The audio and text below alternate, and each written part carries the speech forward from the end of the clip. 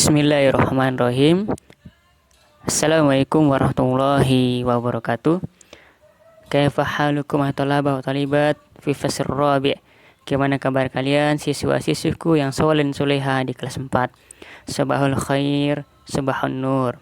Semoga Allah SWT memberikan kita keberkahan dan kemudahan dalam belajar akidah. Baik, agar pertemuan kita secara online ini berkah Allah Subhanahu wa taala, kita mulai dengan bacaan basmalah bersama-sama. Bismillahirrahmanirrahim. Mana semangatmu? Ini semangatku. Baik anak-anakku semua, pekan kemarin kita sudah membahas tentang makna syahadat, kemudian macam-macam syahadat, lafaz syahadat. Nah, pada pertemuan kedua ini kita akan membahas dua materi.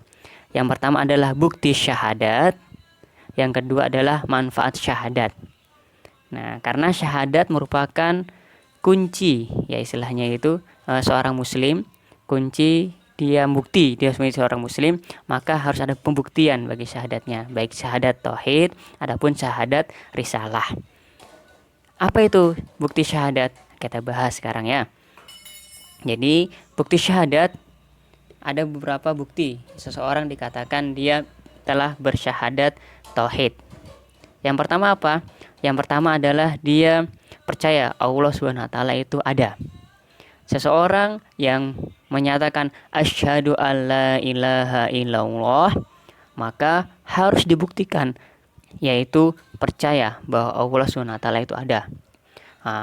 Kenapa kok harus begini? Karena ternyata di luar sana ada orang-orang yang mereka tidak percaya adanya Allah Subhanahu wa taala. Nah, kita sebagai muslim harus percaya Allah Subhanahu wa taala itu ada. Itu yang pertama.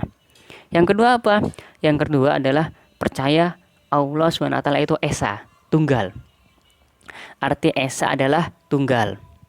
Maka ketika kita melihat dari orang tetangga kita, mereka itu memiliki sesembahan selain Allah SWT, maka mereka kafir, tidak tepat dalam bertauhid. Nah, kita sebagai seorang muslim harus percaya hanya Allah SWT yang esa, tidak ada yang lain, tunggal, tidak ada pembanding bagi Allah SWT.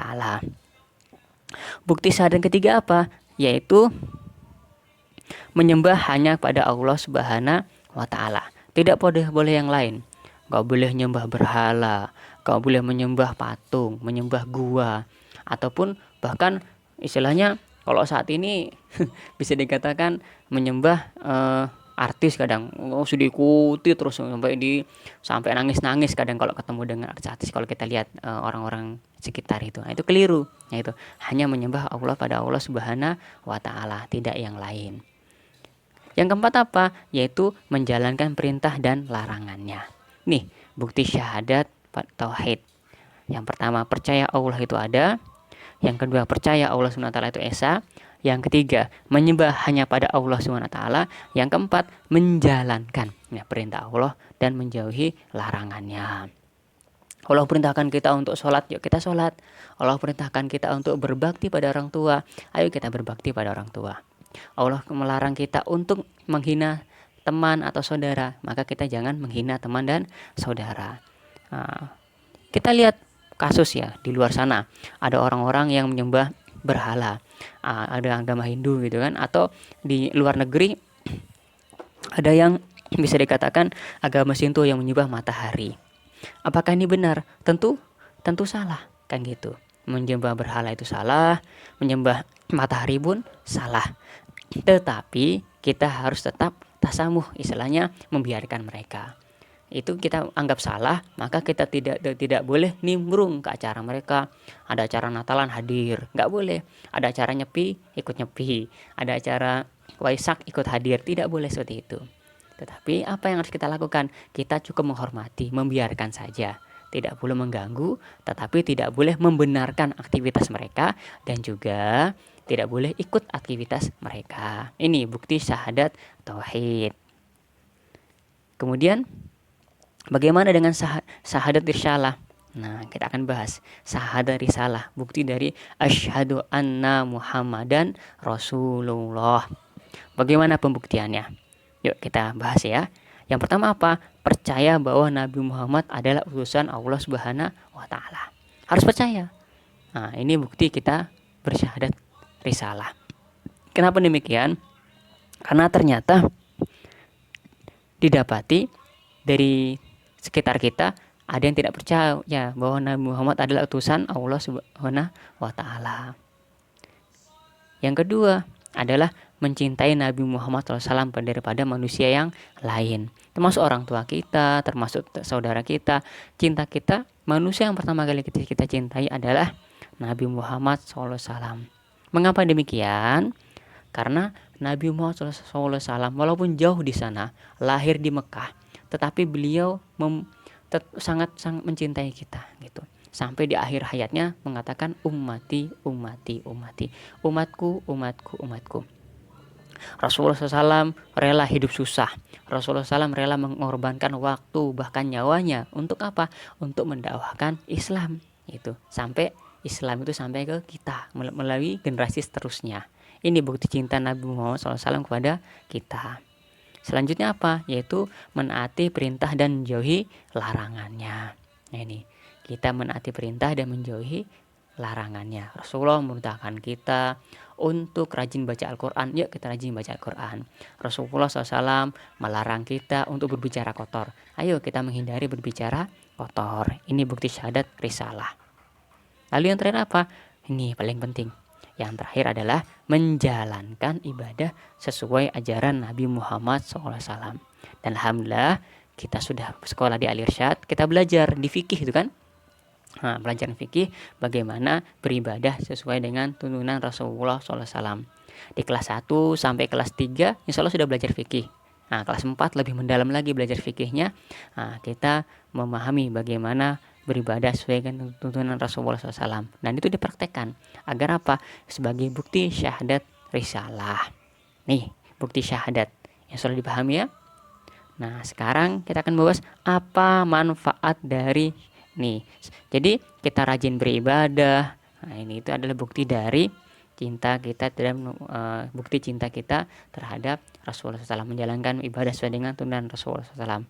Dan juga kita mencintai Rasulullah, ini paling penting. Yaitu jangan sampai kita malah mencintai manusia yang belum tentu mencintai kita gitu.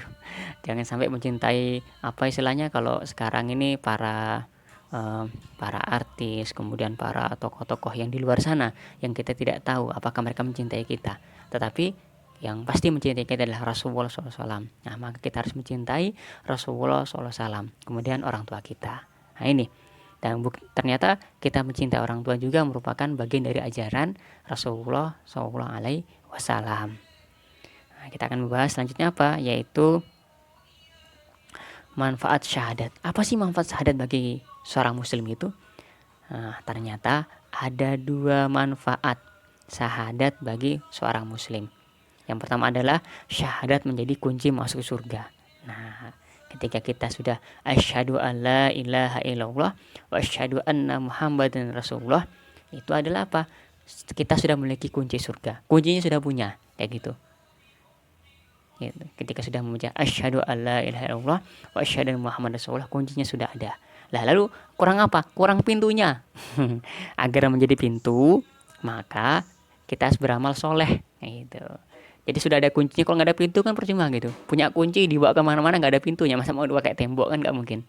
Nah, pintunya surga itu apa? Amal soleh gitu. Maka ada surga Ar-Rayyan, surga orang-orang puasa, surga orang yang rajin bersedekah, surga rajin orang yang melakukan sholat. Nah itu, makanya setelah kita membaca syahadat, sudah punya kunci surga, sudah punya kuncinya, kita beribadah. Nah ini penting ya. Yang kedua adalah syahadat menjadi syarat diterimanya keislaman seseorang. Ini jadi ketika dia sudah membaca syahadat, orang kafir maksudnya, dia dinyatakan menjadi muslim, menjadi saudara kita. Maka kita ayo ajak saudara-saudara kita yang mungkin atau teman-teman kita yang masih belum bersyahadat, diajak bersyahadat. Maksudnya diajak masuk Islam. Insya Allah memberikan manfaat bagi kita semua.